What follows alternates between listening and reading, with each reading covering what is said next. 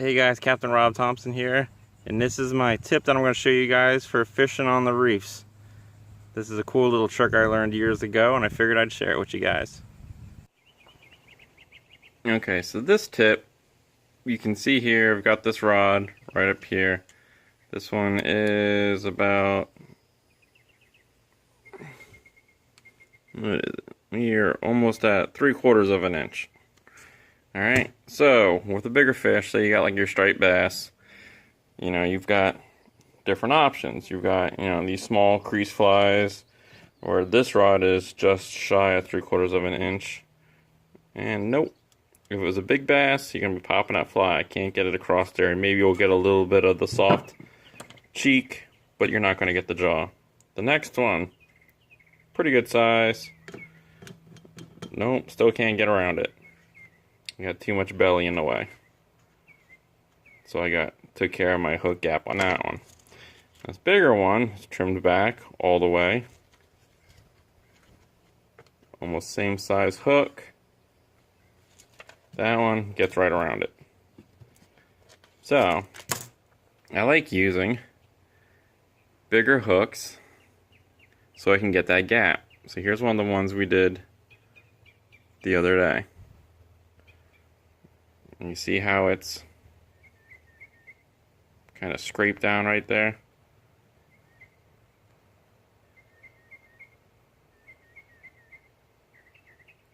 That gap, I can get over 3/4 of an inch now. Whether it's a redfish, a striped bass, I can have a smaller weight. That one was like 1.5 ounces, around 1 ounce or so. But I can get that good hook set. This little guy too, same thing. I got clearance so I can get that jaw in there so I can get a really good hook set. So that's what I do to some of my smaller jigs. I'll clear that one back. These guys are monstrous, so you don't have to worry about them. That's also a harder hook to actually get a set on with lighter line. But the needlepoint ones, my lighter rods, I can get that bad boy in there and get a really good hook set on a bigger fish. So we'll show you guys here in a second how we accomplish that.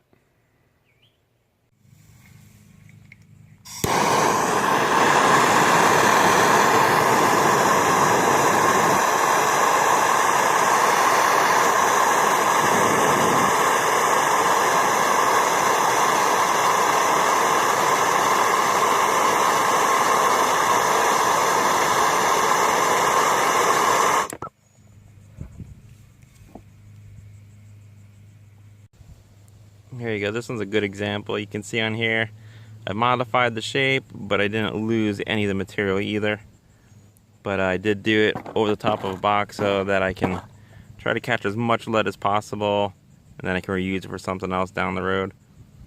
But that's it, right there. You get that gap. That's what you're looking for. You always want that gap. Even with fly tying, you see a lot of guys make poppers and stuff with no gap in it, and you keep losing fish. So not with these. Alright guys, so here's your end product. You have both jigs here.